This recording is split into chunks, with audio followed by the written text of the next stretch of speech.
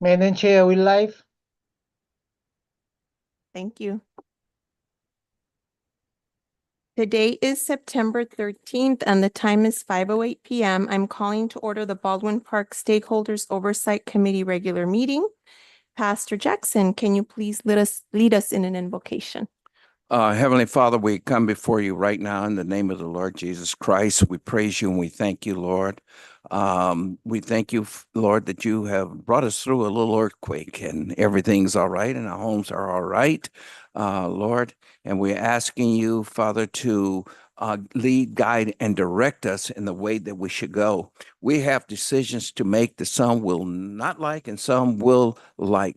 But if you lead us and guide us, no matter how it goes, we go in the right direction because you said to ask and we shall receive. In the name of the Lord, we pray. Amen.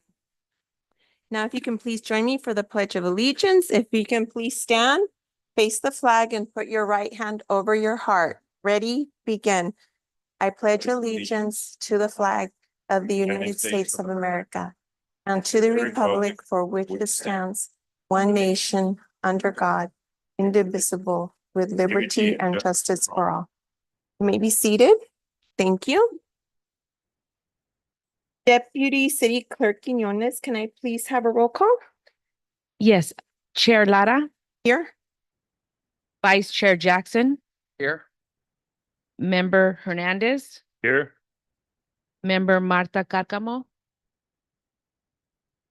Let the record reflect Member Marta Cárcamo is not here. Member Orozco. Let the record reflect Member Orozco is not here. Member Rodriguez. Here. And Member Nguyen. Here. We have quorum. Thank you. So at this moment, we will open up public communications. Deputy City Clerk, is there anyone looking to speak? We haven't received any comment cards. Okay. So before we close this section, is there anyone in the public wishing to speak?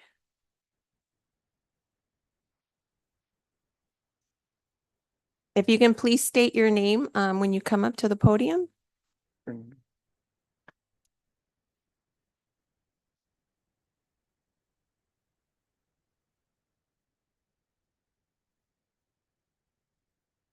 Oh, thank you. My name is Tony Martinez, and I'm have been a resident of Baldwin Park for the last 33 years. I did retired 12 years ago and working in the Department of Social Services.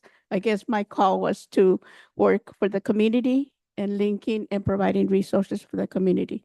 And that's my call. So when I retired, I decided to volunteer.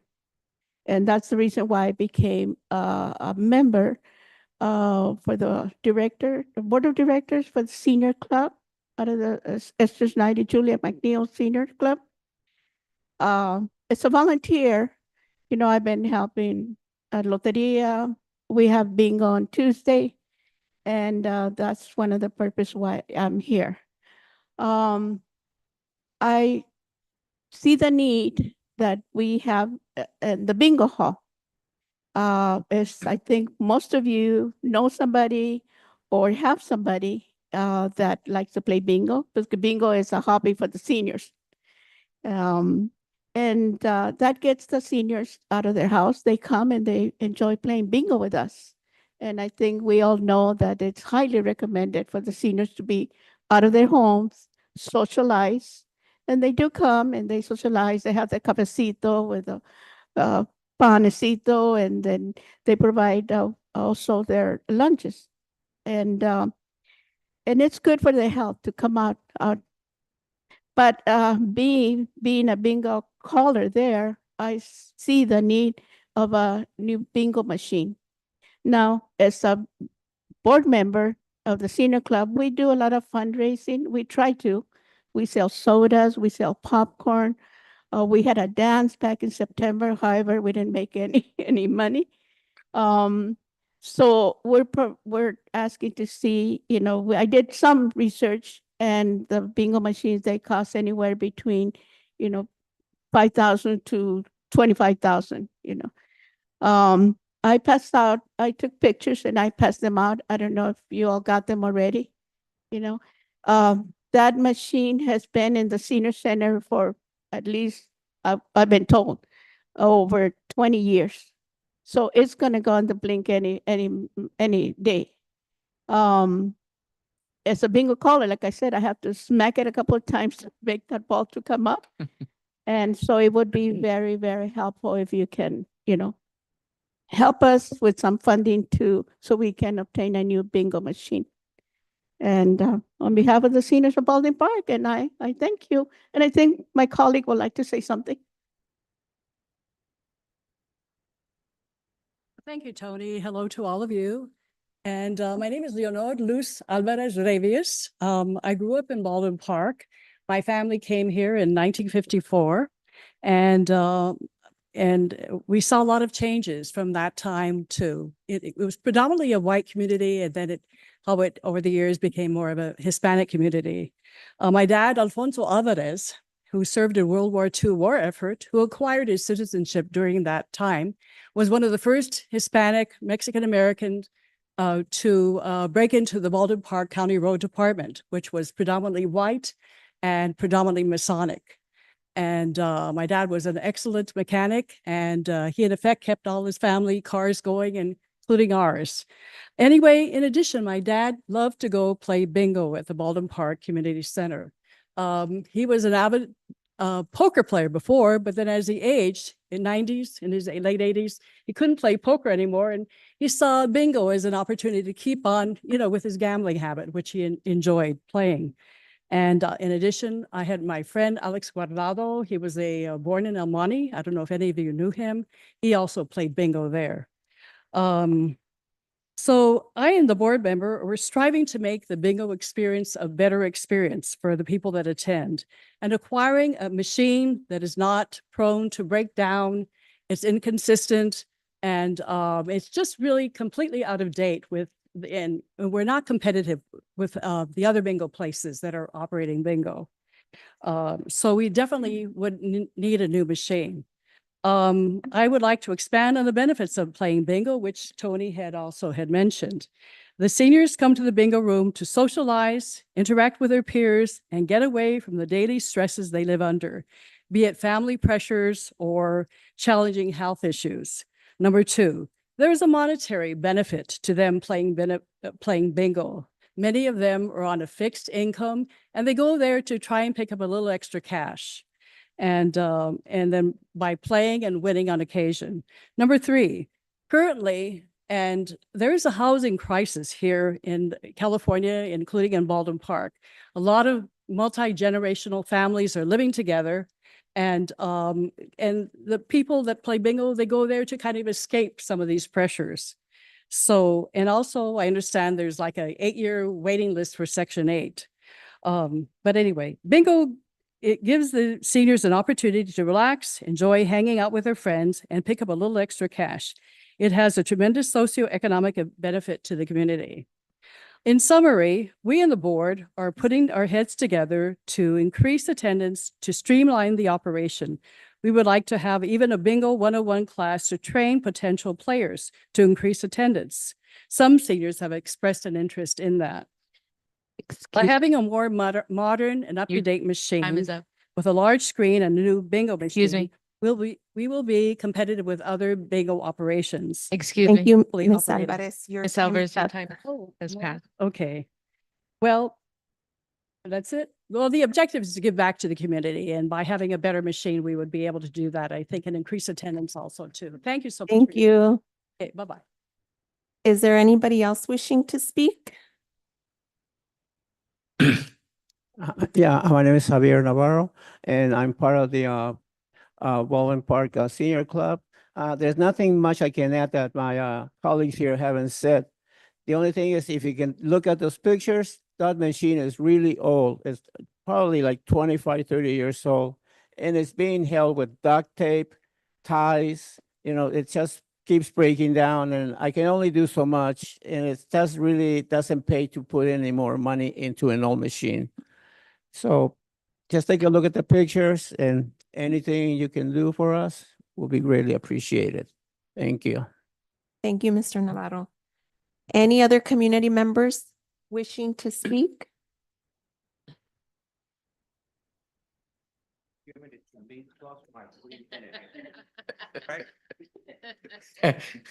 Good afternoon, board members, employees of the city. I have never came here to ask anything for me personally or my immediate family. Now, the investments, how they're done is how you divide it and truly what is a priority. I was here when we had so much for the police department, okay? We had so much for parks and recreations. We had some for the seniors or concerning rest stops for the bus. Now, and the last time I was here, they addressed youth, what they were going to allot to them, which was a very, I hate to say it, peanuts. You know how much it takes to run baseball leagues, football leagues, equipment, insurance, and everything? I think you will have no idea. And I say peanuts was allotted. And in between, I understand that some of the elected officials have gone to support games or trips. Now, let me tell you, since that time, I went to 7 games baseball. And I saw nothing but positive there from the kids, from the parents, from the community.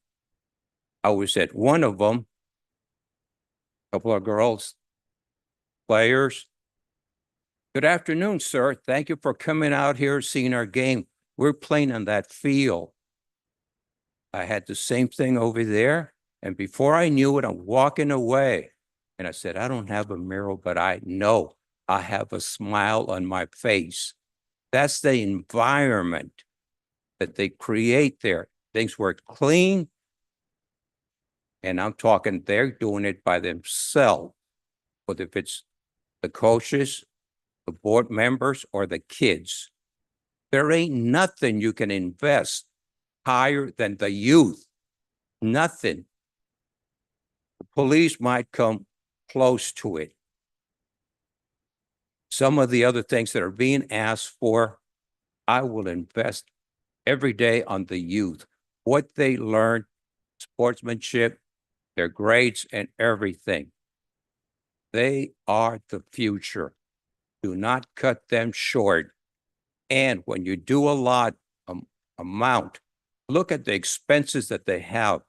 I heard things about, are we going to enroll first the kids from here? Rules are already there by the leagues. They don't set them. To be asking how many are from outside or from here, look at the rules, who they can. Yes, they can get some from outside, but first it's the city. Thank you. Thank you. Thank you. Anybody else wishing to speak?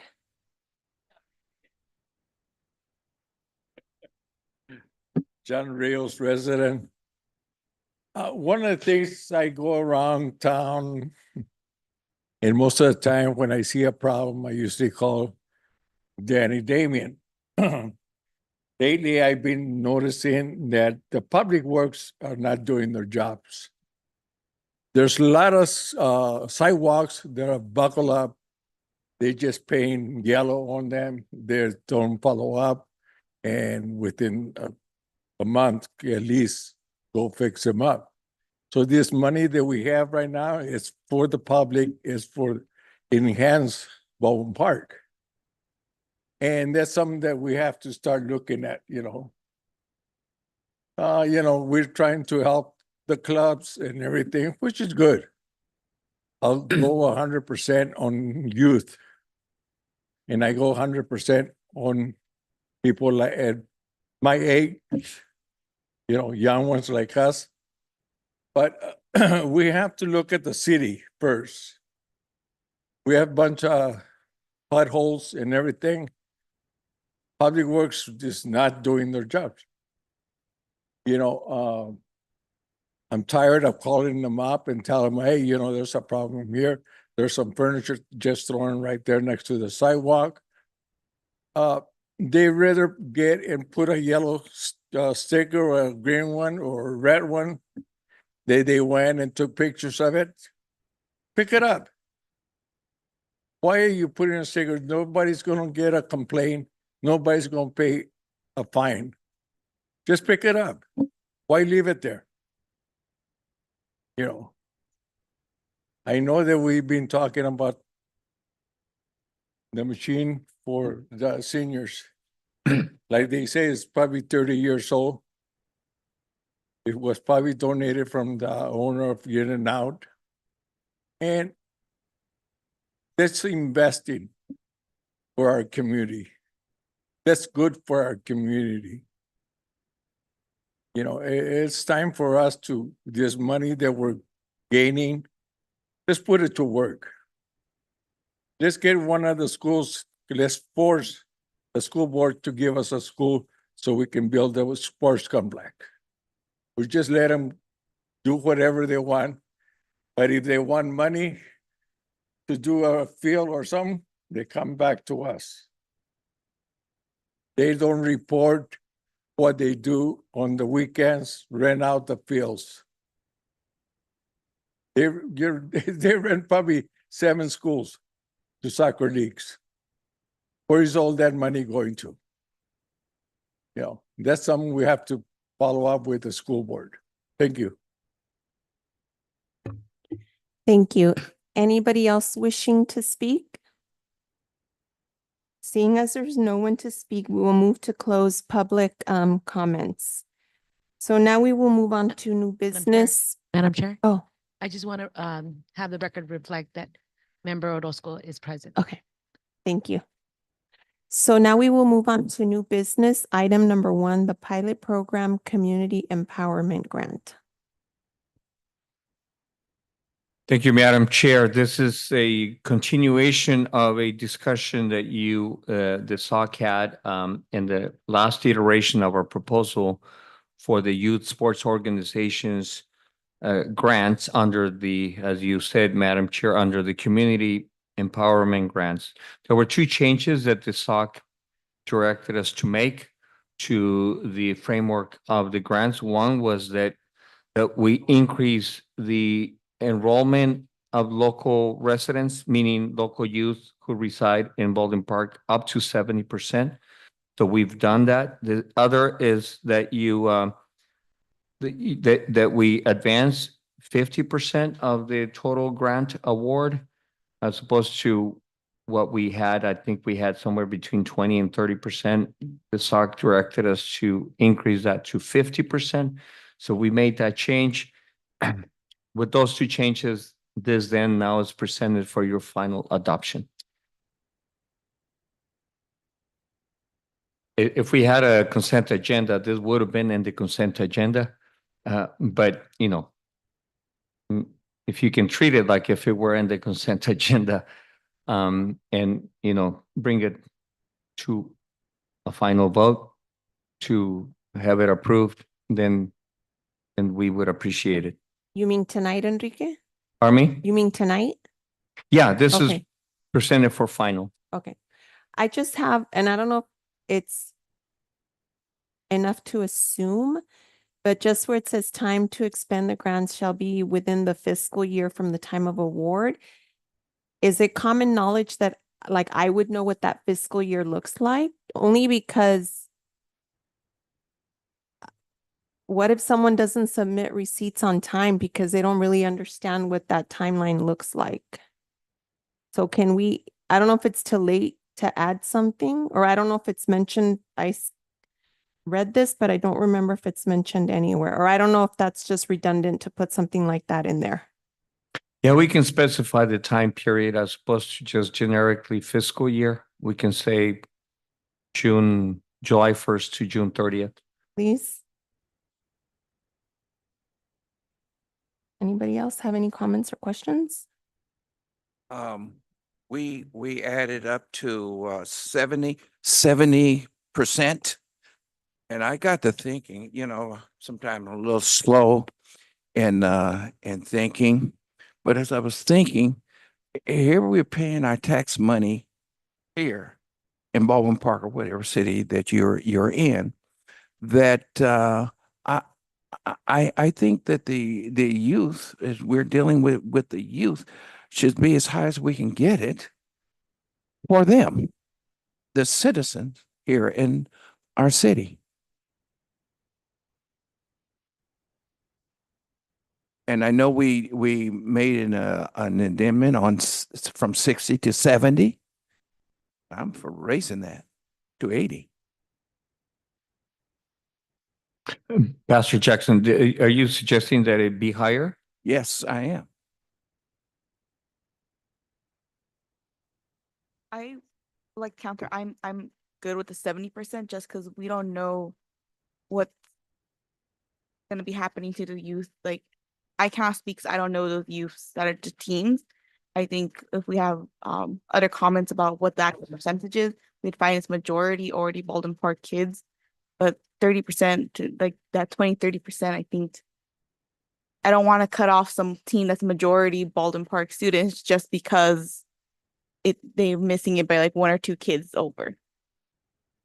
And I think that's what that 80%, if we move it up, might do. And might be like, oh darn, we're so close to getting this grant that we desperately needed just because we had one or two kids more over than what was allowed. Because essentially that might deter some people. I doubt, like I said, I don't really know if the local youth sports is there, but at the end, if it's majority Baldwin Park students, I think that's what's important. I think someone like Greg could speak better on this, thinking about what the actual percentage looks like in his own kids' sports. Like, how many percent do you think is actually Baldwin Park? Oh, sorry, it is on. Which speaker on Greg? So, youth sports, the majority is Baldwin Park residents. If you look at Baldwin Park Roadrunners, a football system, they have to be Baldwin Park residents. They have to prove they reside here, etc. In the baseball leagues, they could be from out of town, but they can't participate in extra activities like all-stars, etc. They could play in the league, but they cannot go represent Baldwin Park because they are not Baldwin Park residents. With the other sports, judo, taekwondo, etc., we have our doors open at the park. Presently, my group right now, about 45 kids, is probably in the 80 to 95%. I mean, it's really high up there. I know I have 80% of the kids on scholarship right now through the park program. Those are the outside clubs that are possibility that number, it could be 50-50 or something at that point. But right now, in Baldwin Park, there's not people flooding to Baldwin Park to play youth sports here in Baldwin Park. We're getting the onesie twosies. Right now, our biggest problem in youth sports is our kids going elsewhere and playing in Covina, West Covina, etc., baseball, football, etc. Some of these sports have that are part of leagues, such as Roadrunners. All the kids that played in Covina after the pandemic, they had to come back to Baldwin Park because they could. Now that we have an organization here in Baldwin Park, they cannot play for another league, so they had to come back to Baldwin Park. That's why Baldwin Park was able to bring back Roadrunners so rapidly. The 8-9 players that were on each team in Covina and West Covina, they all had to come back, and that's how they created the 5 teams. So 70% is a good number. 80%, I don't think it's going to change groups not getting the grant. The only groups that probably affect would be the judo or the taekwondo. I don't know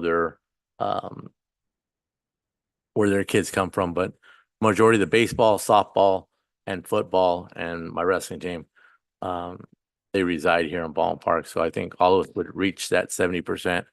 And if it was moved up to 80, I think we'd be okay too. So that's my 2 cents there. I would imagine that, allowing for scenarios where you have relatives of the BP kids either because of childcare, school arrangements and what have you, that they are in Baldwin Park on any given day. And, they're with their cousins or their relatives or whatever, and, they're part of the flock.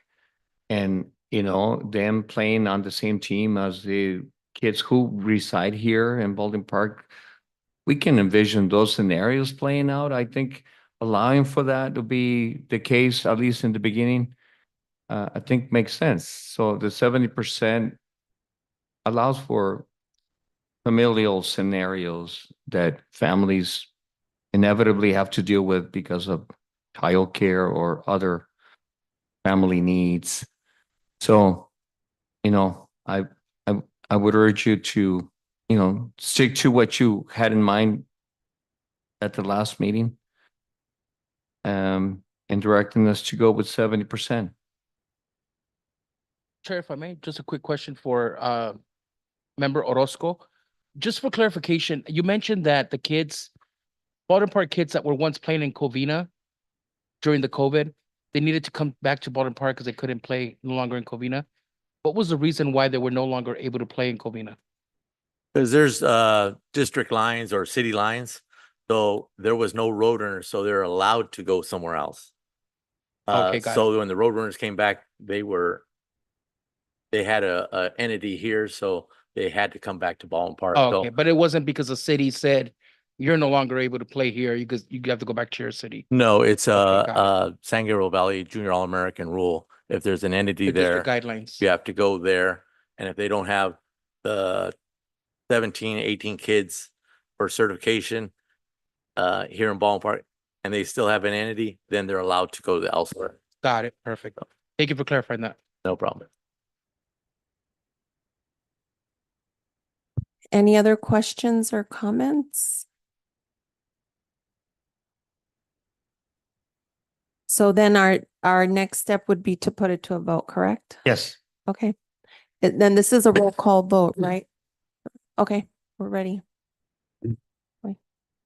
Is there a motion? I motion that we put this to a vote. I'll second that motion. Thank you. Just to make a correction, but it will be pending that addition of that language, correct? Yeah, with The date. that we clarified Okay. the fiscal year. The amendment is with the fiscal year being July 1st through June 30th. Yes. Member Hernandez, Excuse me, yeah. Member Orozco, Yes. Member Rodriguez, Yes. Member Nguyen, Yes. Vice Chair Jackson, Yes. Chair Lara, Yes. motion passes. Yay. So this may have been discussed last month when I was in here, but now that it's been approved, do we have a timeline as far as when it would be released, more or less? I expect the SOC to have Oh, because Some- it goes to city council next, correct? Or no? no. The awards will go to city council, the actual awards. Oh, but this will be able to go out. into The public. applications will be received by you and then you will make recommendations of award. And then those will go to the city council.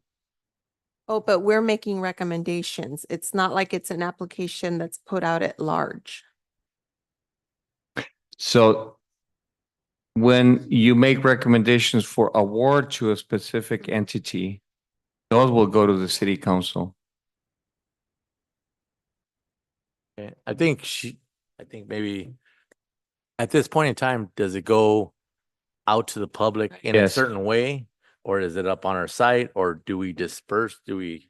Well, notify it'll go people? on the website. We will communicate with all the sports organizations that we know of Perfect. and Okay. we'll put deadlines. Right now, we don't have a deadline on it as to when they need to apply. I think also follow up, when is it expected to go live then? So we would put this out this month in August. Yes.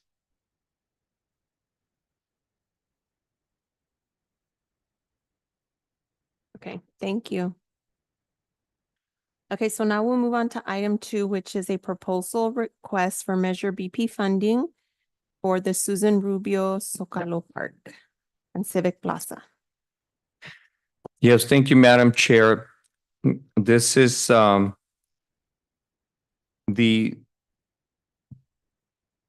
main project itself is a really exciting project, a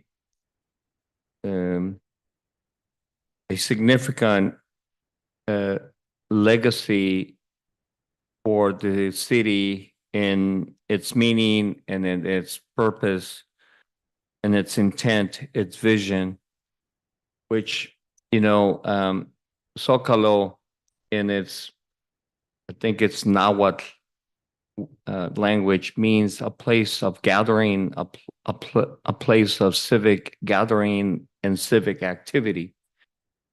So the Susan Rubio Zocalo Park and Plaza going on across the street, you have seen the construction. It's coming to a completion next month. And it'll be dedicated with the fanfare that it deserves, the entire town coming to celebrate its completion. And so all of that activity will be happening in the next few weeks, starting this week, with inviting the entire city to come and celebrate its dedication and its completion, and that is being turned over to the public in effect. And immediately following that, of course, the park ceases, the plaza ceases being a project under construction, and it will now be a project, a city amenity in use. And it'll be important that we have programming that's associated with the project for what it was intended to provide to the community, a place where they can come and gather, for there to be artistic and cultural, civic, social activities. So rather than me telling you more about it, Manny has prepared a brief presentation on what the programming will entail, as well as the maintenance of the plaza once it's fully completed, which, like I said, will be next month. So Manny, you want to present it from there? Yes, sir. I'll Okay. go ahead and present it from there. Next slide, Mark. This is an image of the Zocalo Plaza, and on the left side, which I will point on the left side, that is currently under construction, which is supposed to look like when it's completed. And then on this side is an image of earlier today. So it is in progress. We're making significant amount of progress. It is coming along nicely. Next slide, Mark. And that's another image of what it looks like today. And this is a video. Thank you, Mark. And this is as of 9 o'clock this morning. Your drone, Manny? We have a drone. It's moving a little slow, but That's awesome. that is the drone video footage, and it is coming along nicely. The spot right there is supposed to be turf. So it is coming along very nicely. Next slide, Mark, please. Okay, this is another image, and we could go on to next slide, Mark. And there, okay. And this is, we're off to the meat and potatoes of the presentation. This is the budget that we're asking for.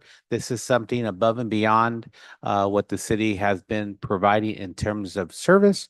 When we went out to the community inquiring if there was an interest for increasing the tax, we received a lot of comments, a lot of feedback. Something that we heard was additional police and additional green space. So in terms of green space and this facility being across the street from the police department, that is a very good mix. I think it will be a very nice addition to the city's park system.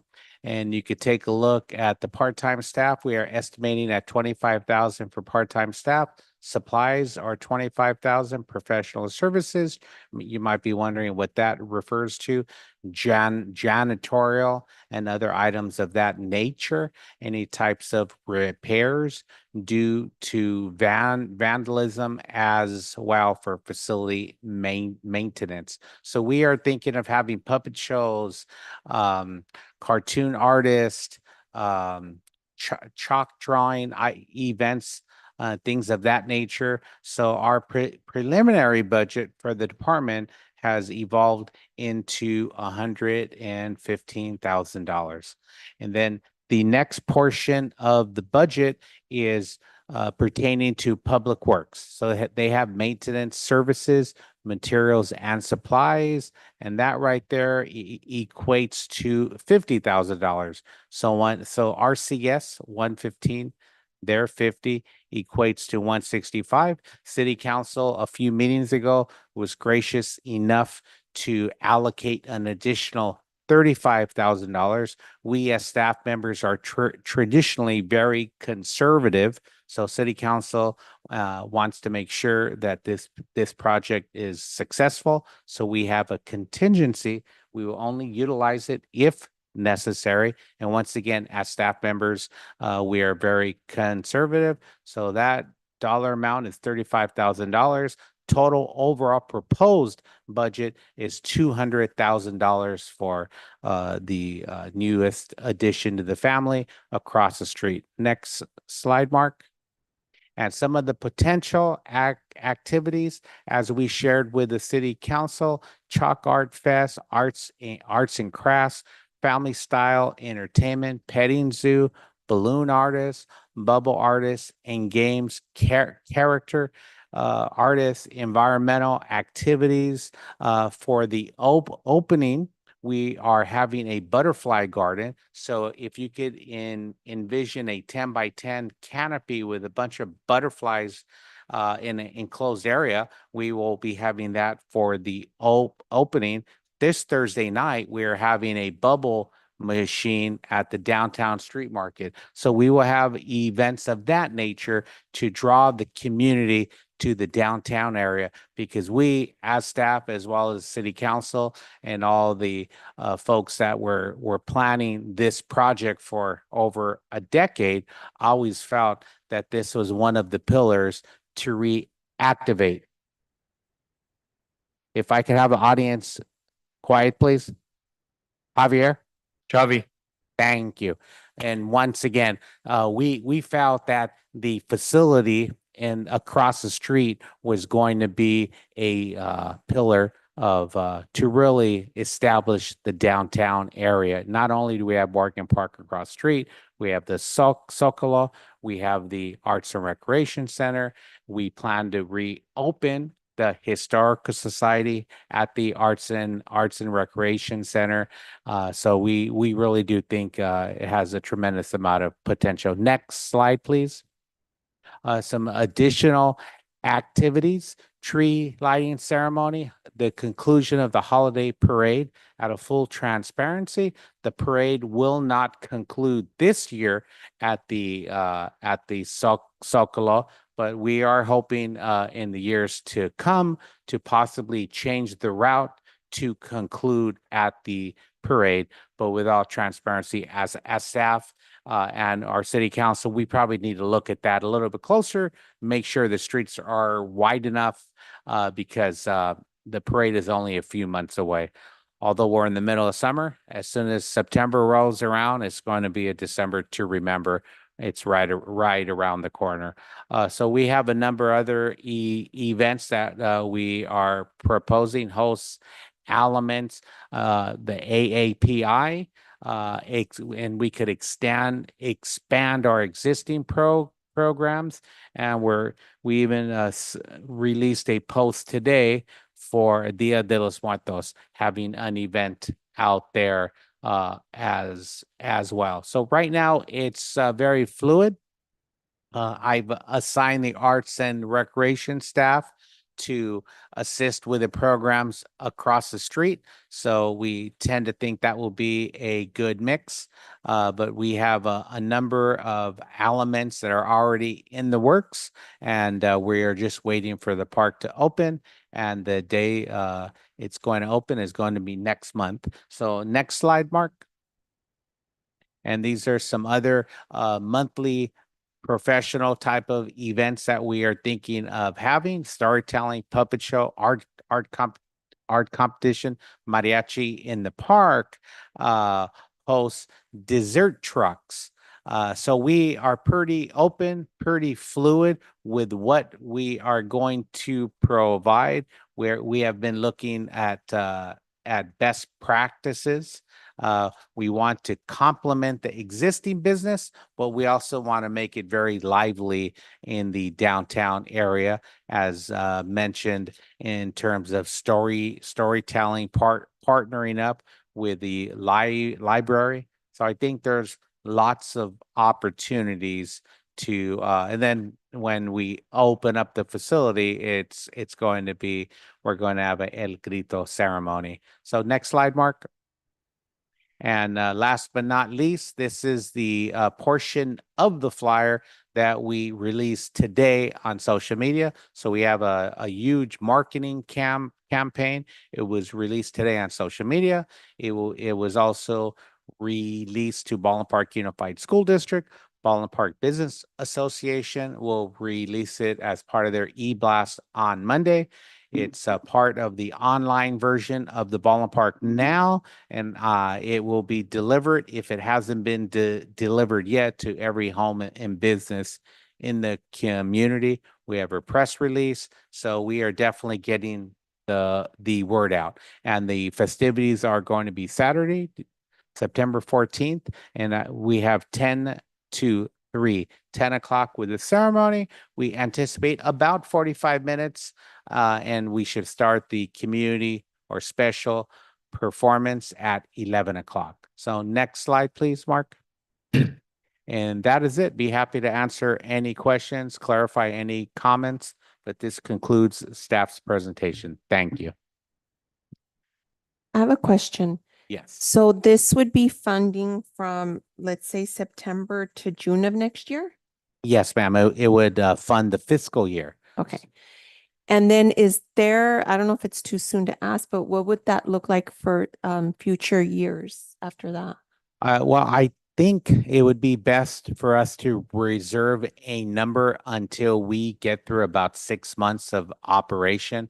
Really, I'm not 100% sure how the community is going to respond. If I could use the downtown street market or the concerts as a very good example, it seems that the community, they have a tendency to come out when there's more of an interest of a performance. It's not to say we can't have a school-based performance and they bring out mom and dad and the grandparents. But I think as soon as we get through about 6 months, that should give us a good indication. With that being said, I also tend to think the proposed budget we have right now is a very good number. It just depends on how elaborate you want the performances. Do you want school-based ballet folklorico, or do you want mariachi divas to perform? We have parks and recreation classes that offer some great courses, and the kids will perform, but there's a different level in Los Camperos, whichever group we get. But we also need to look at the park very closely. It is not a massive park, so I think more intimate a cappella type of events would be more appropriate. But I think all of that will be tested, and we will get a good feel and feedback from the community. So based on that number, I guess what I was also trying to get at, it could still be something that comes out of city council, but doesn't necessarily continue out of the SOC. Oh, that would be a SOC decision as well as a city council decision, and I probably refer that to our CEO. I'm sorry, Madam Chair. So the question I had was, so once we have a better idea of what that funding would look like in order to maintain the park, would that come out of city council or would it come out of the SOC, the BP fund? Based on, where the budget is, whatever that next year is, because it's not But- ongoing. So this request for funding, if you notice, is somewhat unusual because look at the departments being listed as requestors. You'll see on there, it includes the city council. This project, of course, being of such a import for the city. Many described the rendering and he showed you the air view and the drone and all that. Manny, if you can go back, Mark, do you mind going back to the drone video show the Or do- layout. or to one of the aerial images, please? You will see it soon enough in its full splendor. And I mean full splendor. It's a beautiful project, but the centerpiece of this is the what we call a pavilion. And in a traditional Zocalo, it could be the kiosk, el kiosco. But here we call it a pavilion, and it's got a centerpiece sculpture that we now have come to call a sombrilla because it's in the shape of an umbrella. And we were doing a There it is. construction visit in the middle of 105-degree heat. So we say, oh yeah, this is an umbrella. Perfect. So we now call it la sombrilla. Man, if you can there you go. That's the umbrella. Video. So it went over the pavilion. I don't know if you could pause. Mark, can we show that again? And can you pause it over the Pavilion. pavilion, please? If you could pause it in about Right there. Just there. hold it right. Oh, sorry. The one before, Mark, there you go. That's the pavilion. And that's the center of all the cultural, artistic, and musical. Just immerse yourselves in that space. Whether it's even a cheerleading performance, a musical performance, a day of, Manny mentioned mariachi. It could be even, poetry. Think of the furtherance of educational components that come with all of this. It's an amazing space. And unlike a typical park, just the fact that this is a plaza, it already defines it as Manny said, it's not, for folks to come out here and play baseball catch or football, or it's meant for artistic, cultural, social,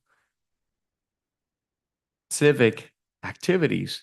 And you'll get a really good taste on the grand opening because we're bringing in the component of El Grito, and that was actually Councilmember Damien's idea. So why don't we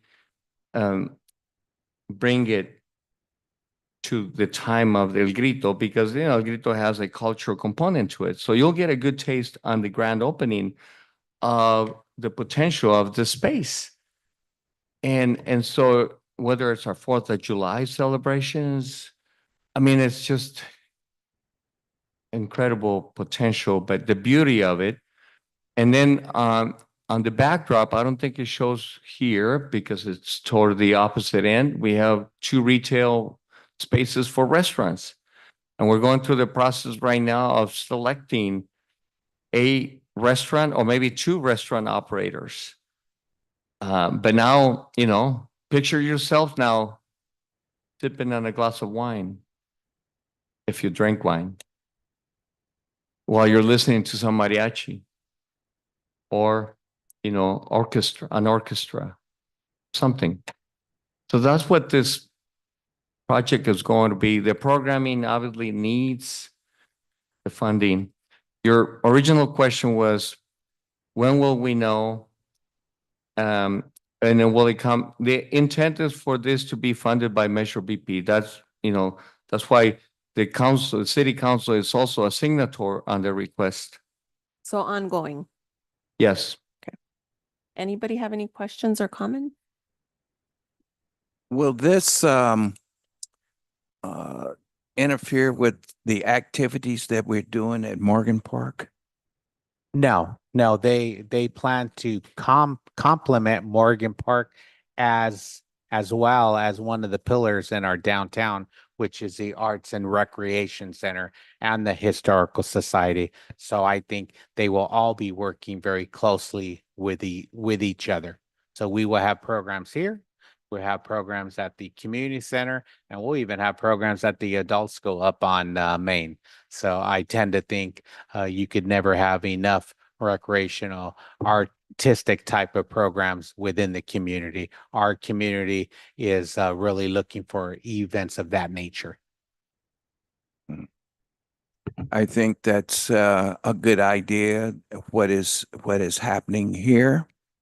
But I do have one question, and I don't mean to get off the base a little bit. You're asking for funding for this from Yes, SOC, sir. right? Yes. Okay.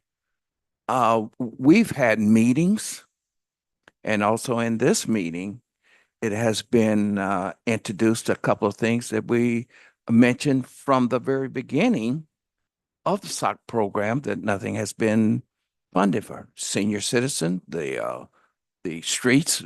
This was at the very beginning of our SOC program. And personally, I would like to see some of this happening before we invest in other things anymore. I'm sorry. There's no smiles anymore. So if I may, Go Chair, ahead. if I may just interject really quick. So just to give you guys a little bit of a background on this. So obviously the Zocalo was gonna be built, right? So my thing was, or the city council's thing was, position where this was gonna get built, it was just gonna be there. So for me as a community resident, and probably, all of you, I don't want to just see something built and it's just gonna be a ghost town. We want to make sure that this is a part of our downtown attraction to be unique to the city of Baldwin Park. Number one, it's a reinvestment to Measure BP, as well as our general sales tax, because by bringing these two businesses there at the Zocalo and bringing people to the city from outside the city of Baldwin Park, it's not only going to have them spend money there at those two locations, but also within the downtown, like the Vaca Brunch, La Cosecha, and any other types of businesses that we're trying to bring in. Dutch Bros, which is going to be, something that's going to be packed all the time, right? So the way I look at it is, it's not only going to bring the entertainment for the community, which is what the SOC was, intended for, to bring things that the community is going to be able to enjoy, but it's also going to be a reinvestment into Measure BP, because the sales tax revenue that we're going to receive from that, we're going to receive it on our general fund portion for the city, as well as whatever we're collecting from Measure BP. Now, it may be that we don't generate the exact amount that we're spending, but at the end of the day, I would be happy to see that my family is enjoying the Zocalo on a Sunday afternoon after church, coming out, enjoying, if it's either mariachi or our local, high school bands, cheerleaders, whatever it may be. Now we have some sort of attraction that we're going to be able to bring in our own residents, but people from the outside. We don't currently have that. So the Zocalo is kind of the anchor of our downtown, so that we can start building it out, because we're not going to know until we start to build it out.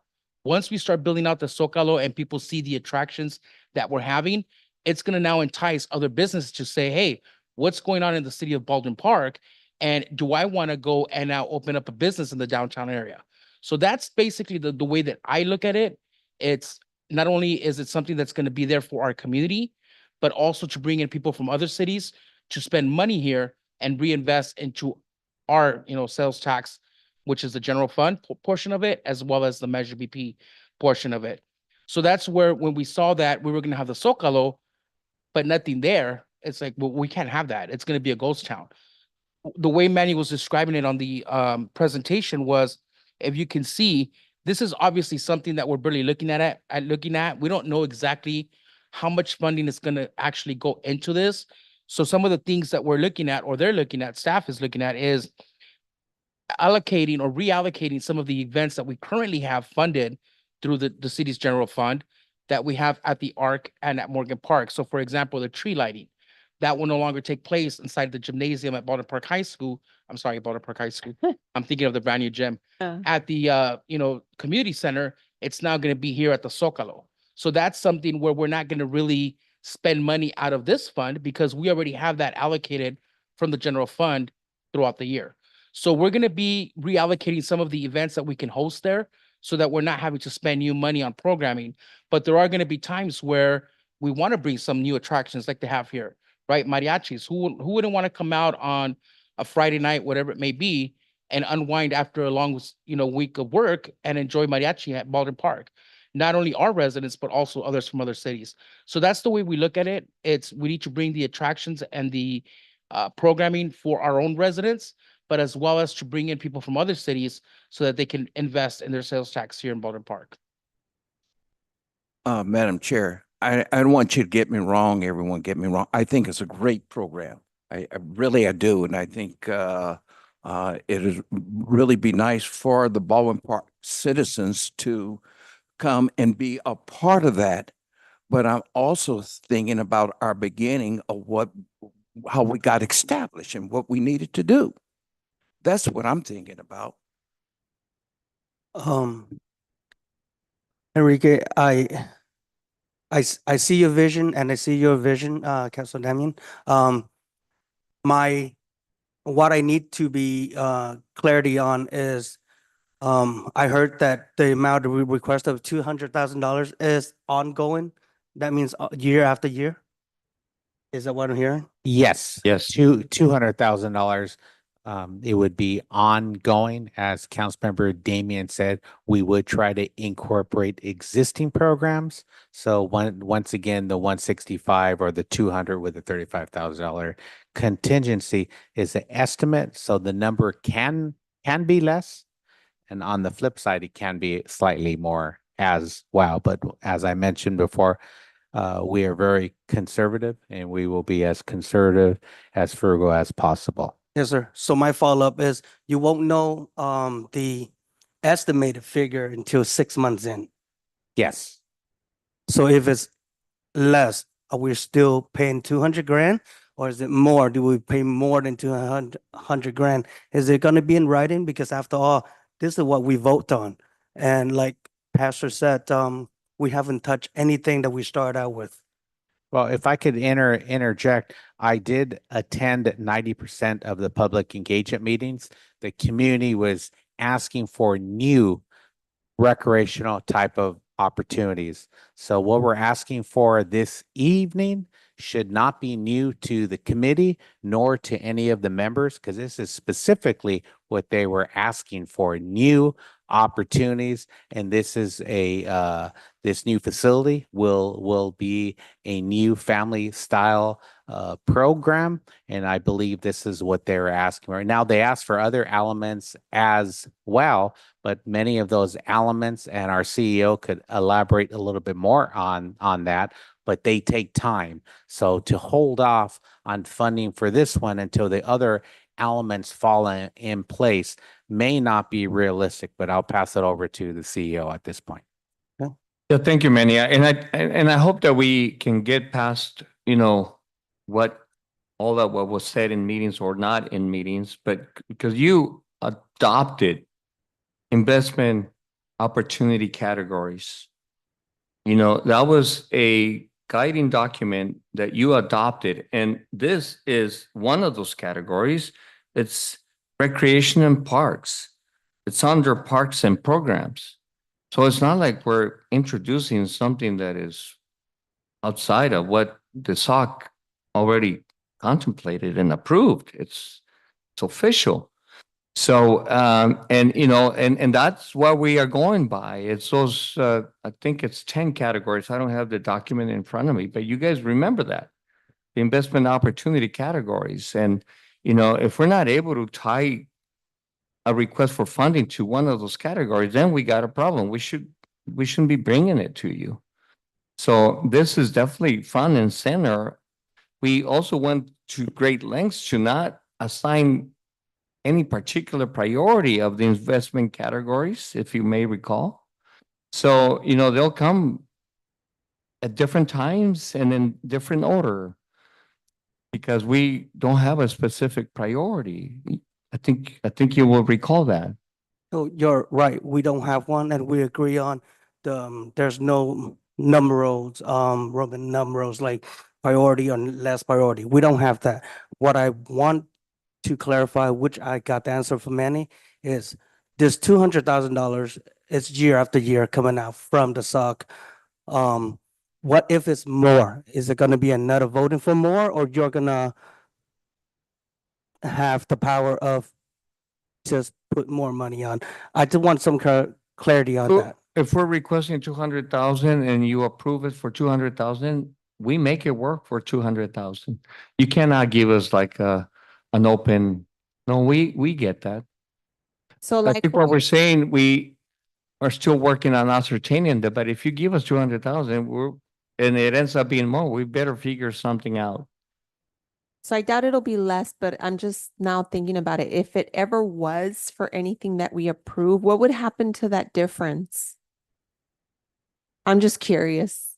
Yeah, I mean, let's just say of the things you have approved right Well, now. like this, for instance, I mean, I don't see it happening, but let's just say it's the approvals for 200,000. What if it only ends up being 100,000? Like what happens to the difference, or do you have to leverage that money because it gets like, well, it can't get lost? Like, Well, you have our finance director here Okay. and she's a stickler for, when things get approved in the budget and it doesn't, not all of it gets spent, she sweeps it. Okay. Generally.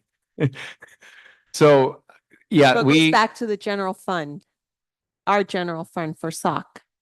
yeah, so she will treat it Okay. like any other budget appropriation that only the council has authority for appropriating budget stuff, right? Yeah. I have some authority, but very limited. But so only what the council has approved as an appropriation is what the finance director will ensure happens. And if we don't spend all the appropriation, this will find its way into our budget request. Okay. That's part of what Manny was saying, and Rose can tell you, we begin our budget development in February or so. Then ultimately, the city council will approve the city's budget, not just general fund, all funds, in June. So what council approves in that budget, goes in the books for finance. But go ahead, Rose. Hi. Let's say this item goes to city council for approval, then we can add it to the mid-year budget. Mid-year means anything new after the original adopted budget that we have something new during the year that are approved, then we add it to the mid-year budget. However, let's say we requested and city council also approved for $200,000. If we do not spend all of them, and I always watch everything that's spent, I make sure they're legit, they have supporting documentation. Anything over $5,000, we need department to have 3 codes. Mhm. That most of the time we pick the lowest code. And anything that are not spent at the end of the year when we close the book, and we will put that back to the fund. Let's say let's say we have $50,000 left that we haven't spent. We put that back to the fund balance after June 30. Okay. Then we appropriate money from whatever fund balance has. By going through the normal process, approved by the SOC members, then go to city council again. Okay. I hope that helps. Yes. Thank you. Any other questions or comments? Yes. I'm the advocate. Go ahead. Yeah, we'll go here and then we'll have, So Sasha and George. Go for it, George. I just got one question. I remember when we started Measure VP, and I don't oppose the progress for the community. I'm 100% for the community and the city. But it seems to me like we got off the track because we start promoting the sport complex, and I think that has been put aside or put in the closet, and it hasn't been mentioned. I have the list of this where it says sport complex. We invested a lot of money already in the police department and other departments. But I'll be clear, like I said, I'm 100% for the community and for the city. But I think we are not touching the subject of the sport complex. What's going to happen? Are we going to just forget about it?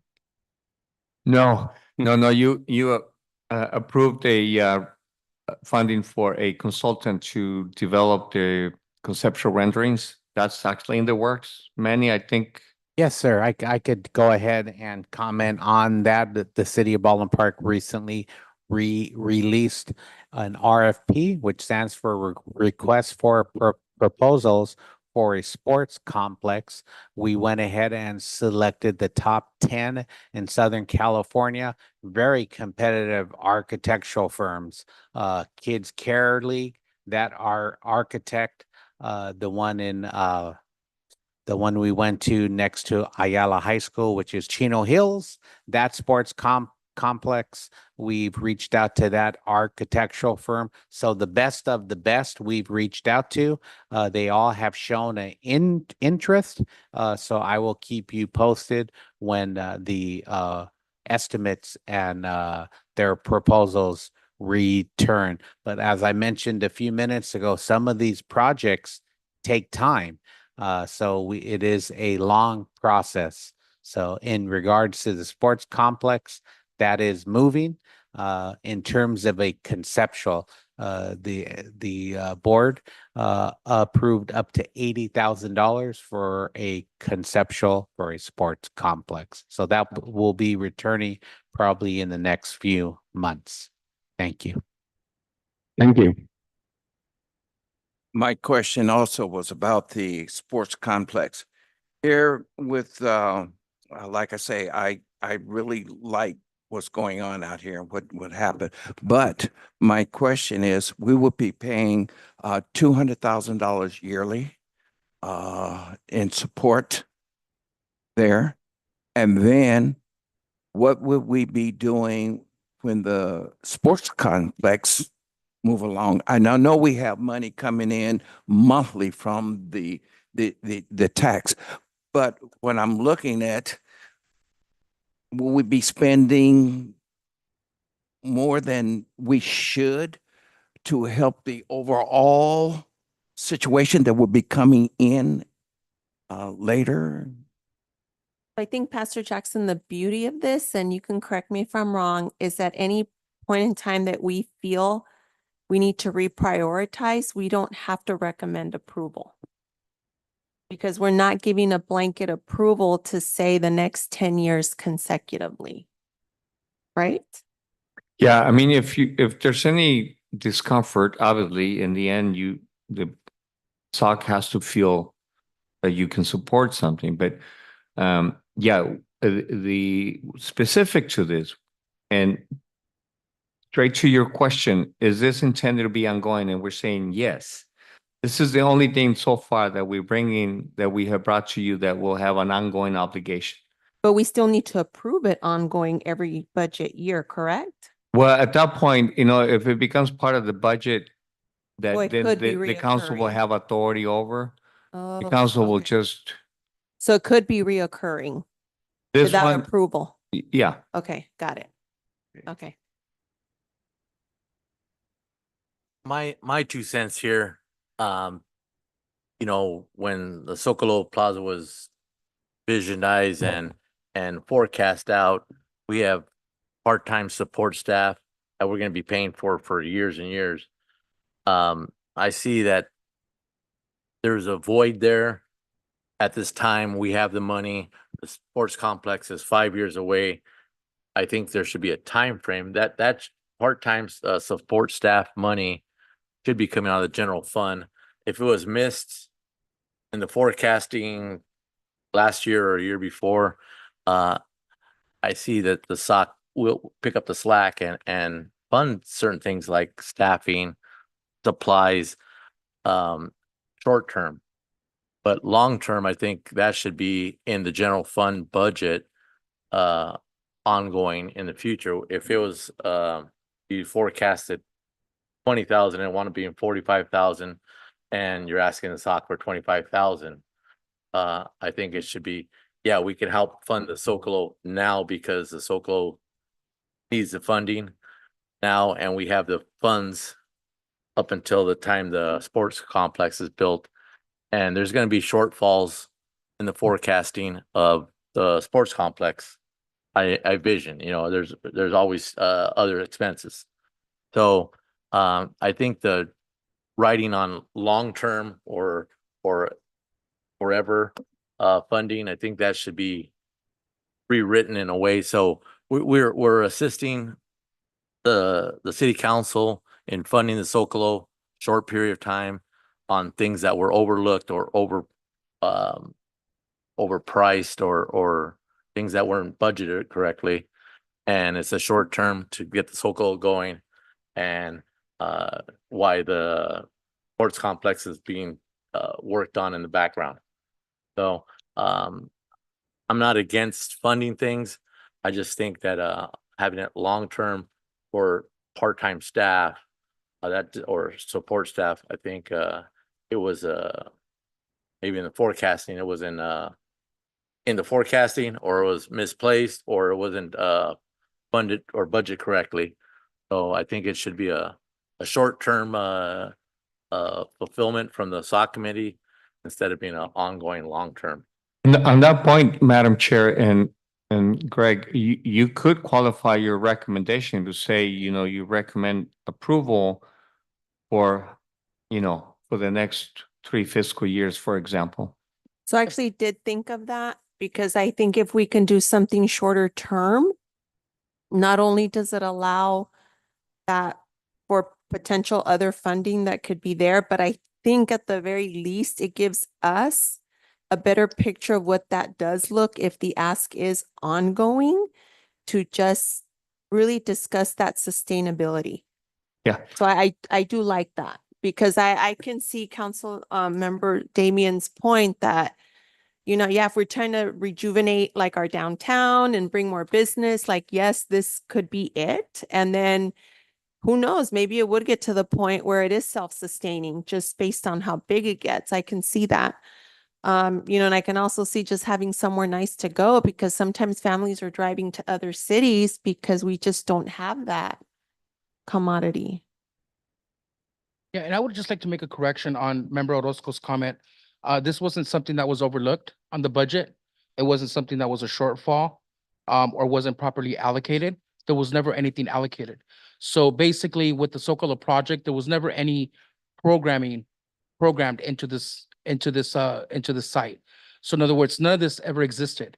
So if we wouldn't have had this, it would have just been, like I said, the Socolo built, and it just come out and enjoy a stroll through the Socolo with no entertainment, no programming or any of that. So the reason why we added, or the staff added, these categories in the list of programmings and staffing, is that you're going to need that in order for them to go up, set up the events, take down the events, just like they currently do at the street market and all that. If it wouldn't be for staff that's, busting their butt out there, setting everything up and taking down, the event wouldn't be able to happen. So that's the same thing that happened with the Zocalo. There was never any programming intended for it.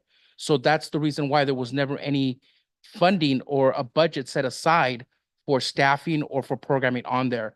So I just wanted to make that correction, because it wasn't an oversight or something that was overlooked on staff's part. They didn't miss it. Rose, I'll tell you right now, is really good with her numbers, and she catches us on really good. But another thing that we didn't anticipate for, and let me tell you, I look at the numbers really well. And I would have never have pushed for Measure BP if it wasn't going to be for the benefit of the community. And one of the conditions that I told staff, especially Enrique, was I will push for Measure BP with our community, but it has to benefit 100% our residents. And one of the things that we didn't anticipate with Measure BP was that Rose was going to be able to use the money that we currently have in the account and put it into a money market account that was generating us over $100,000, right? Like we currently have now. So those are things that I also look at. And so in reality, when we ask for this recurring annual, cost estimate, I know that a portion, if not most of it, is going to come out of whatever interest we're generating and not from the actual Measure BP tax revenue that's coming in. So that's one way that I looked at it. And then also the other way is, like you said, you can, fund it for a certain period of time. I think that once we have that there and you guys see it all come out to play, everyone's going to say, okay, this was an investment well made. Now, another thing that I would recommend to staff is because we never had a recurring annual thing. And one of the biggest things is the sports complex. And that's something that I'm not going to finish fighting for, right? That's something that every time I see a school board member or somebody from the school district, I'm, pushing the sports complex. It's something a little bit more complicated because it's not just in our hands. We need the school land in order for us to develop the sports complex. And we want it to be state of the art. But one of the things that I would recommend, Rose, is maybe come up with a cost estimate. I know right now it's very preliminary, but maybe come out with a cost estimate of what it would cost for us to develop this and what would the annual bond cost be? Because we're going to have to include that as an annual recurring payment because we're not going to wait 30 years to save up for this money to build the sports complex. We want it now. And the only way we're going to be able to get it now is by obtaining that bond. But we're going to need to know what price tag that bond's going to have that is going to cost us out of the Measure BP funding every month or every year. So that's something that I would recommend maybe we get an estimate for so we can show it to the SOC and that way we know, okay, every year, we're going to pay, 2.5 million for the bond plus, $200,000 for the Zocalo, and then the rest will be allowed to be able to spend for these types of grants and other programs like the potholes, the sidewalks and all of that. So that's just kind of a recommendation if we can get some type of estimate on there. And then, as well as like the seniors, we need to invest in them as well. Maybe Manny can bring back at the next SOC meeting, bring back a staff report to the SOC, about the bingo machine and how much that would cost. That way they have an idea of what's already in the pipeline and they can start, going through the cost of that. Yes. Go ahead. I agree with you, Danny. I think we went back in May, we had a ballpark figure of a $50 million bond or something to that effect at $4 million.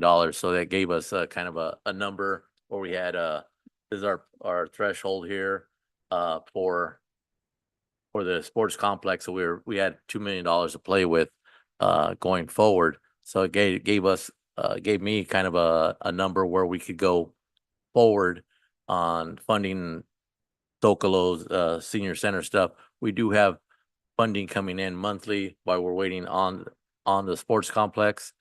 And by any means, I didn't mean that you guys didn't forget. Yeah, no. I was just saying, it was you don't have a number, you just have a guesstimate of the type of advance and stuff you'll have at the Zocalo. So I'm not saying that it's we shouldn't fund it. I'm just saying long term there's going to be projects we have in Baldwin Park we should fund fully, get the ball rolling and assess them in 4, 3, 5 years or something to that effect. And some will be winners and some will be break evens and some will be pulling out of our left pocket.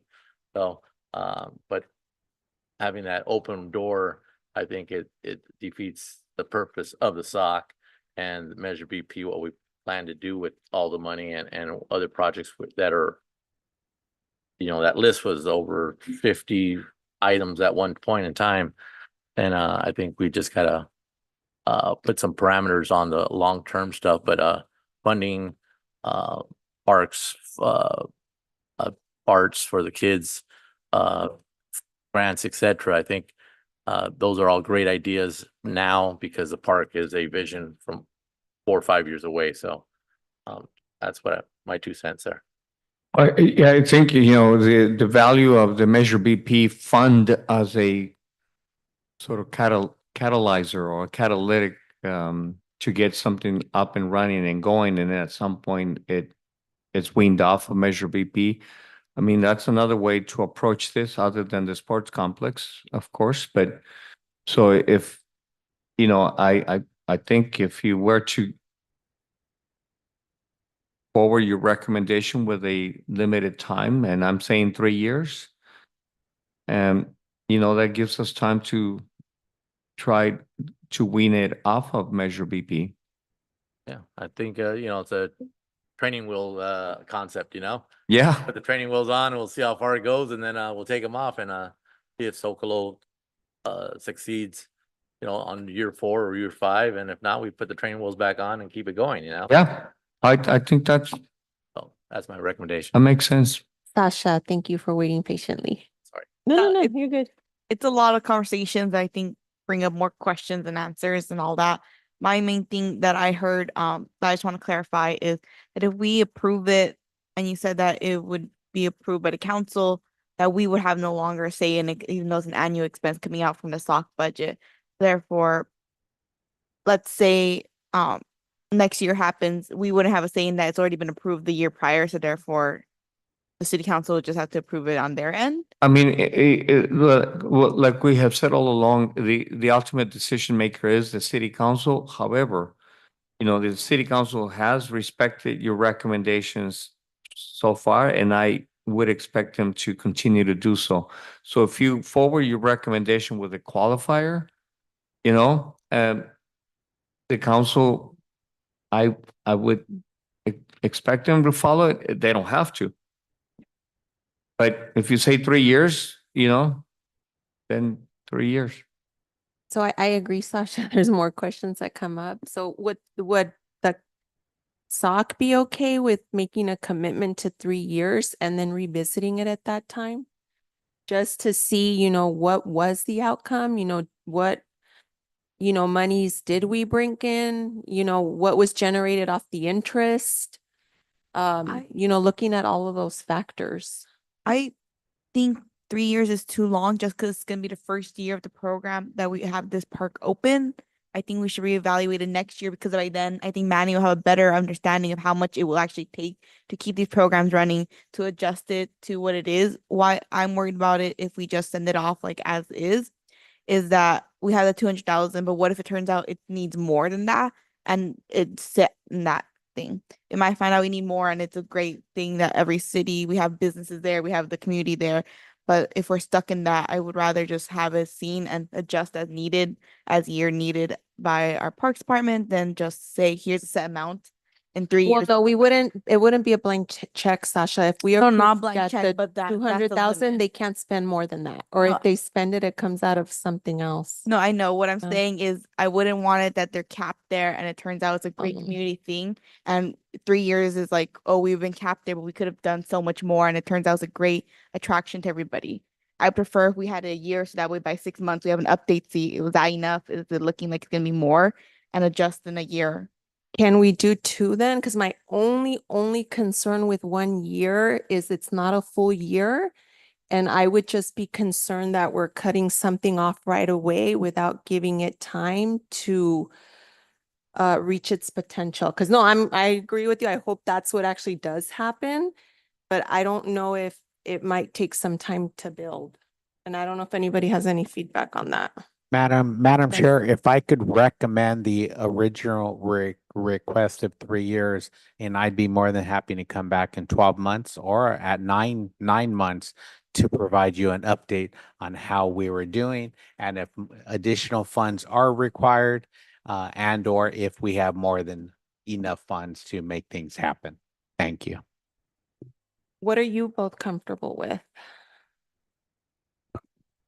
Like you say, it does take time to build something up. It really does.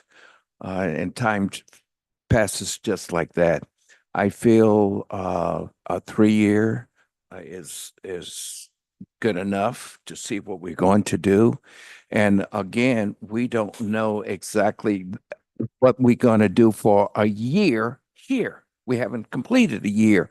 I will tell you this, when you're there at the grand opening ceremony next month, front row seats, you guys are going, That sounds like a bride to me. you guys are, You want to say that? you guys are gonna want to say, well, let's give it 5 years. I'm actually comfortable with what Manny just said. On the 3 years, and he'll come back with the 12 months of update on the numbers. I'm actually comfortable with that. Jorge? 3 years with an update? For the update, Ma'am, would we be able to, if they needed, would they be able to request more money? That's my main concern, is that they found out it's super successful, they would need more. I to think do. we may just bring it as informational, not for any action. I'm only kidding, Sasha. what Sasha actually wants is if it works and give you more. Yeah, we, Right. So at 12 months, you can come back with the number and say, hey, it's working, but we need more. Is that what you're saying? Yeah. yeah, but you're giving us 3 years though, right? Okay. Okay. So will they be able to request more in that 3 years if needed or not? Yes or no? Well, we're gonna try not to request more, but you know, with inflation and everything That's else, why. and Or- this space is going to be incredible. So, you know, I all we know, I did have a question, Manny. I didn't mean to interrupt you, Enrique, because I'm gonna forget. But when you were showing the aerial where the park is the behind restaurants that are currently existing? Yes, it is. There is an alley behind the restaurants King Taco, which is also some parking. And I didn't highlight too much, but there is a commercial retail spot on the other end of the park, closer to Sterling. That has two commercial spots, or maybe one large spot for one commercial vendor. So lots of opportunities. But will they have the opportunity to do like in that space that leads to the park, like do tables and outdoor dining? yes. Okay, I noticed that and I was like, ooh, that's great opportunity. Oh my gosh. I mean, I don't want to oversell it because you will be, it's, We're sold. Just. So do you need an action from us? Okay, so I make a motion that we approve this for a 3-year period with the report at the end of 12 months. Can I get a second? I second it. I second it. Roll call, please.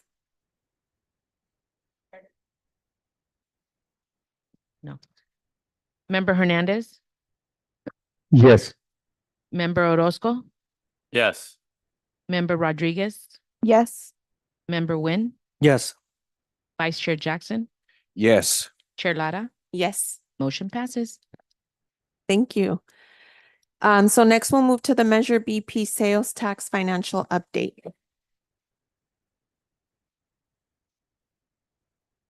Hi, committee chair and members. I'm always happy to present you these updates. As you may see, as of July, we have received 8.853 millions, and the interest income is pretty good. We have generated $115,000 through June. We put most of the revenue we have received in a high interest rate earning. We put most of them in the TB, means treasury bonds, and we put some in CD.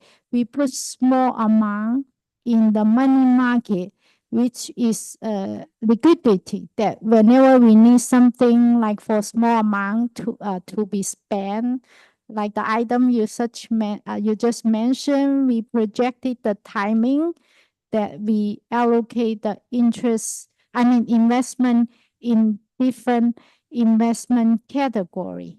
So far, we have generated a great amount of interest. Over $100,000 is a very, very good interest earning. And all the expenditures that committee, as you may see listed here, nothing new from the last meeting. All those have been approved by you and the city council. And with that said, as of July, we have projected fund balance in the amount of 6.3 millions that are available for any projects that you may recommend in the future. I have a question. I understand RFPs take time. I know the process can be lengthy, especially because if it exceeds a certain dollar amount, now you're having to follow other set guidelines. Is there a reason why we don't have like the police vehicles yet, the radios, the tractor? I mean, is that the same process where you have to get like several vendors before purchasing? They are in the process of completing this project.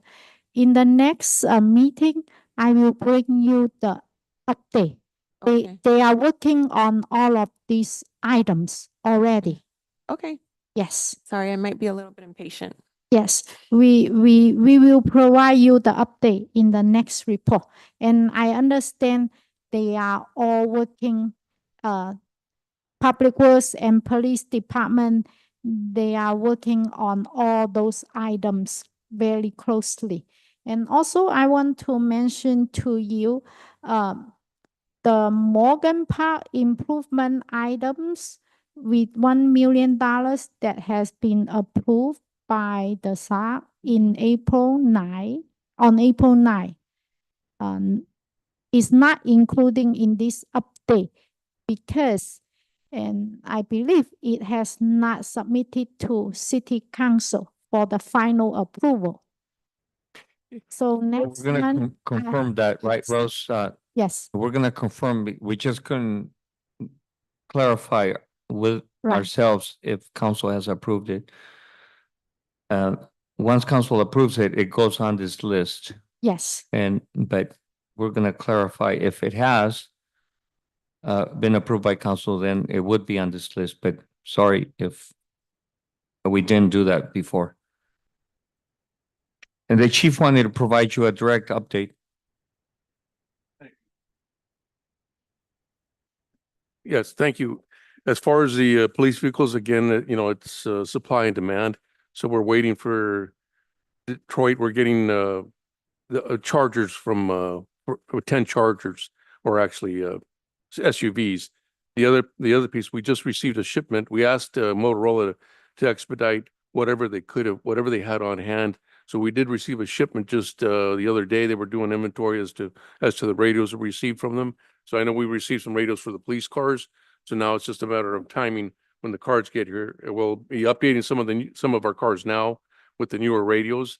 So we're in the process. It's taking time because we're not the only ones requesting radios, and our order is pretty big. So they're going to try to get it to us as fast as they can. Thank you. Anybody else? I just had one thing for Rose. Before, with the update from the financials, we had like the previous month, how much revenue came in for like June or July. This is kind of all bulked together, $8.8 million. Could we still have a previous month added there so we could see how much monthly revenue is coming in? yes. Thank you for the recommendation. Yes, I believe it will provide a better picture to have all the money we receive in prime month then plus the most recent month. Yeah, so we can see. And thank you for that suggestion. Thank you, Rose. Well taken. Thank you. Anybody else? Oh, okay. So next we'll move on to the stakeholders oversight committee / staff requests and communications. So I do have the first item on here regarding the Shop Local Digital Gift Card Program. Yes, Madam Chair, this is somewhat of an anticipatory note here, and that at your next SOC meeting in September, we will give you a presentation that will be part of a request for funding for a shop local gift card known as Yifty. I mean, that's a trade name that we used. And whether that ends up being the vendor were you to approve this, then, but as we approach the holiday season, one of the investment categories, of course, was economic development and job creation, and to the point that Councilmember Damian alluded to earlier is that, generating more sales tax revenue is obviously in the interest of all of us and certainly the SOC, because, as there's more purchase activity, there's more generation of sales tax, more Measure BP funds. So that's what the intent of this program will be, but we will give you a full presentation.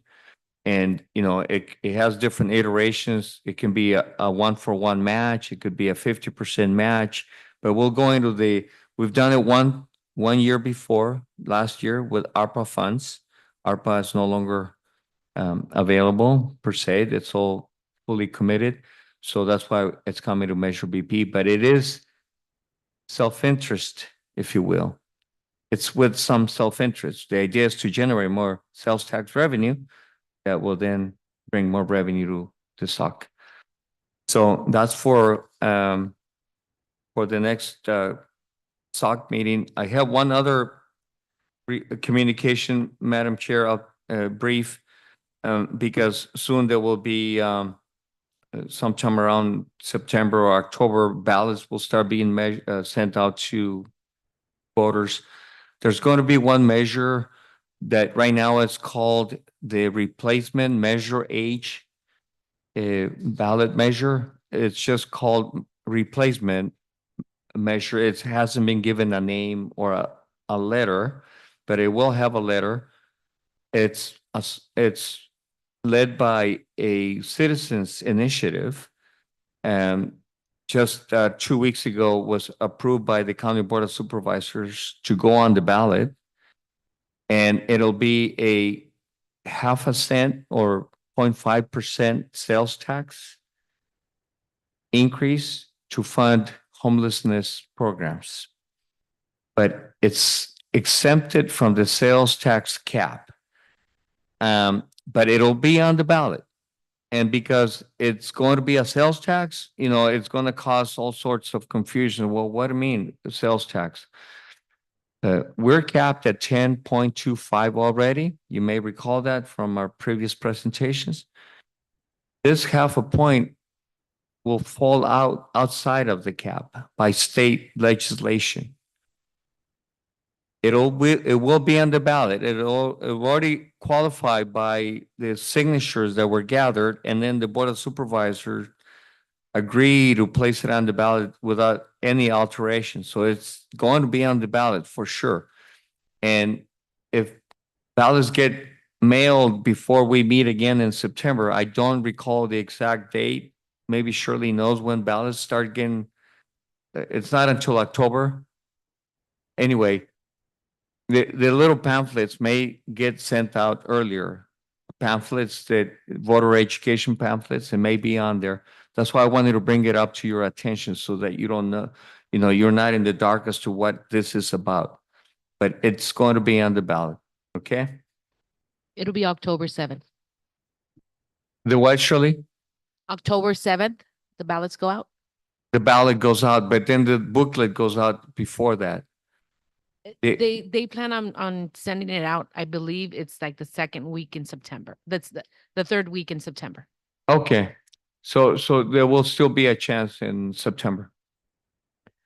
Thank you for that. Do any of my colleagues wish to make any comments or requests? I'm not quite sure. What is that 0.5% for? Homeless. Homelessness services, yes. Which is a good thing. But, and the citizens have to vote for this? Well, it's qualified as a citizens-driven ballot measure. And so, but it will be a ballot that all voters get a chance to vote on it. Okay, so it's just not city. It's countywide, Okay. County of LA. Okay. And the reason why I was asking about that when we had voted for a tax increase, and we're getting something else, increase. Myself, I would like to, since it's not the city, yeah, I would like to see what happened to my increase that I voted for last time. Yeah. Yeah, this is all county, well, it's actually, for that matter, it's not even county driven, it's citizens driven. But it will be for the county of LA. Now another question is with that, what do they plan on doing with it for the homeless? Building complexes for the homeless? It will be for housing, it will be for supportive services. And all of what goes into, the homelessness, reducing homelessness and addressing homelessness, all the associated cost. Okay. And I'm not at liberty to express an opinion, but the city council may take a position or not, but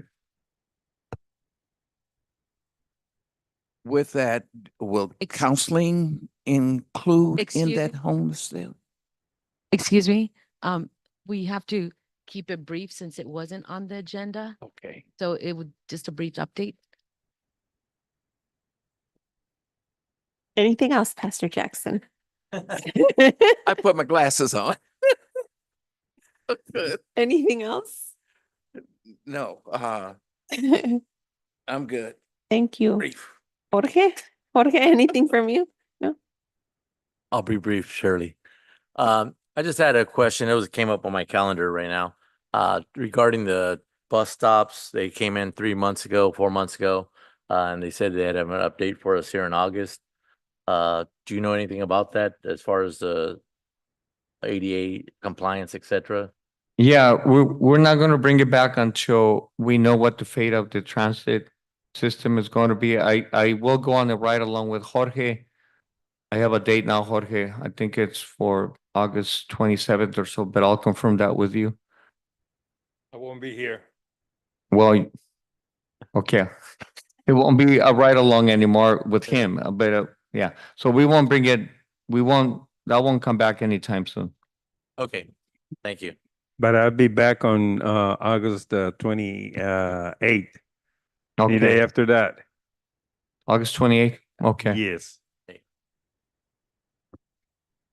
I just want to bring up the cost again that Amy mentioned earlier of the bingo machine. If we can have an estimate on that next meeting or in the following meeting, just because I know we talked about earlier in some meeting, I forgot which one, about the seniors center like updates and kind of just like remodeling costs and just making sure that that's still something we're thinking about. And also for the YIFT program, if I can talk about that, I'm not sure if I can. I would just like it that when you go and make the presentation next month, that we ensure that the businesses that are participating know that they're participating, because I personally use that. Our family used that when it came out, and some businesses were like, "What are you talking about?" And I'm like, "It says your name here," and they looked at me like I was like, "That was not like legit." And I'm like, "The city did this," so I just want to make sure that that's something that's very clarified in the new, if we do it again.